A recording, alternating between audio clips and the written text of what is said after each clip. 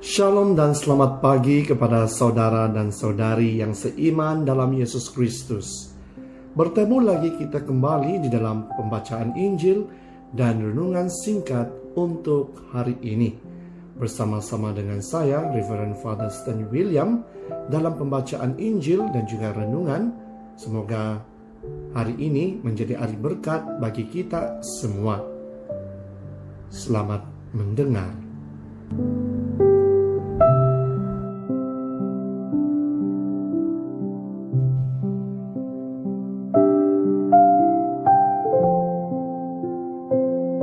Dan sekarang marilah kita mempersiapkan diri kita untuk mendengarkan pembacaan Injil.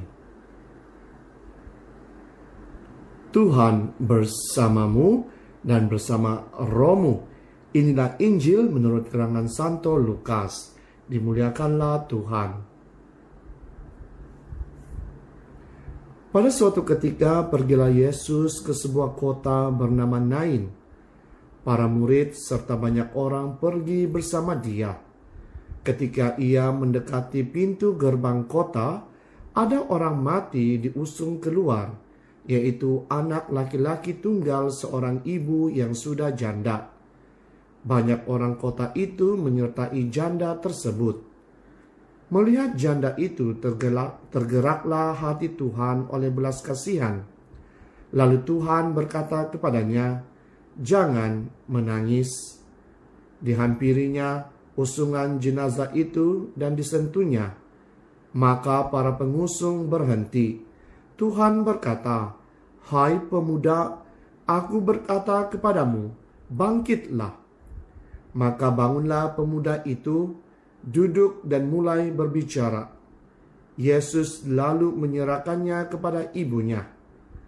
Semua orang itu ketakutan, dan mereka memuliakan Allah sambil berkata, "Seorang nabi besar telah muncul di tengah-tengah kita, dan Allah telah mengunjungi umatnya." Maka tersiarlah kabar tentang Yesus ke seluruh Yudea dan ke seluruh daerah sekitarnya. Demikianlah sabda Tuhan. Terpujilah Kristus.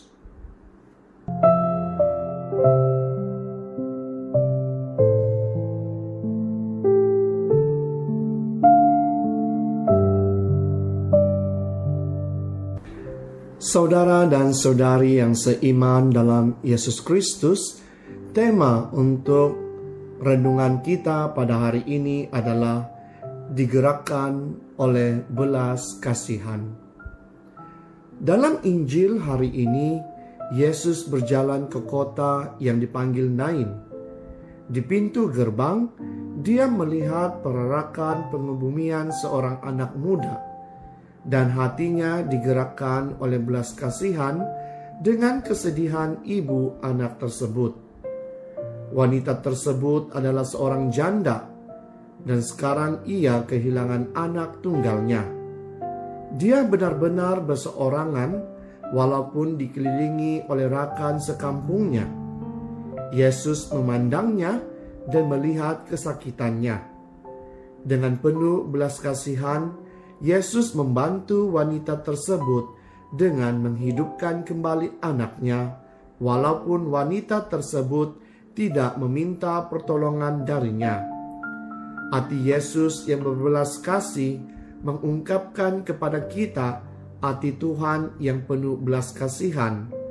Tuhan sentiasa dekat kepada orang-orang yang menderita.